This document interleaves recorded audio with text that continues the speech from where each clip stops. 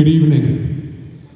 We stand here tonight not just as young conservatives, not just as brothers, but as representatives of a generation deeply shaped by the life and mission of Charlie Kirk. At 24, 23, our worldview, our understanding of faith, freedom, and America has been influenced by a man whose time on this earth was short, but his impact was eternal. Charlie reminded us again and again that the Constitution is not just paper and ink. It is the architecture of liberty. I keep a copy with me as a reminder of that truth. It goes everywhere I go. He believed it was the most remarkable governing design ever created, not just because it guaranteed us comfort or ease, but because it secured our freedom. He knew it was crafted by men who studied history, understood human nature, and built a system strong enough to withstand the pressures of tyranny, yet flexible enough to endure for generations. To Charlie, defending the Constitution was not about clinging to the past. It was about protecting the future. He saw it as a covenant across time, binding us to the same truths our founders proclaimed, that our rights come from God, that power must be restrained, and that liberty must be guarded with courage.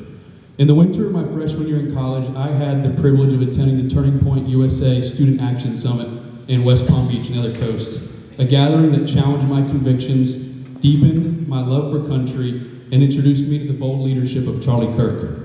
What struck me most was Charlie's willingness to engage. Long before the rallies and the headlines, he sat behind a table marked with the words, quote, "Prove me wrong." He wasn't afraid of tough conversations. He invited them.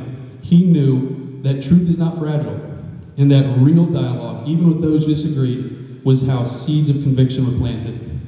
Charlie's life was a testament to the truth of Romans 8:28, and we know that in all things God works for the good of those who love him, who have been called according to his purpose. Charlie lived with that confidence. He believed every challenge, every battle, and every sacrifice was part of a greater plan. That belief fueled his courage, his voice, and his calling. From a small garage in Illinois, he built something that the world has never seen before. A grassroots movement that touched tens of millions every single day. But Turning Point USA was never just about numbers or rallies or headlines. It was about people. It was about equipping a generation to think critically, to speak boldly, and to live faithfully. Charlie knew that truth is not fragile, and he showed us that when one person dares to speak the truth with conviction, it gives courage to countless others. Charlie was recently asked how he would like to be remembered if it all goes away. He responded by saying, "I want to be remembered for courage for my faith. That would be the most important thing to me." That courage defined him. He knew he wasn't perfect, but he lived his faith so openly that it reminded me of the words of a recently released Warren Ziders song. Words are, "If I'm the only Bible that you ever read, the only revival that you'd ever see, broken and saved, take a page from a sinner like me." That was Charlie. No, that is Charlie. He reminded us again and again that our greatest mission is not political, but spiritual.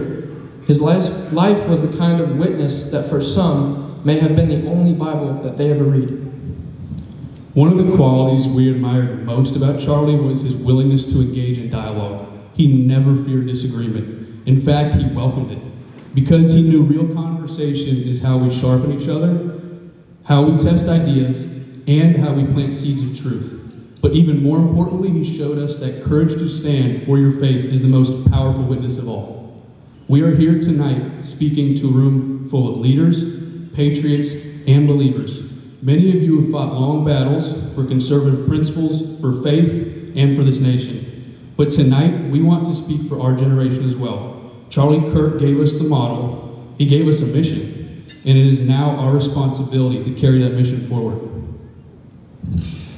Charlie taught us that freedom is never more than one generation away from extinction. But he also taught us that courage is contagious. We cannot stay silent. We cannot compromise. We cannot give up ground in our schools, our culture, our churches, and even our politics.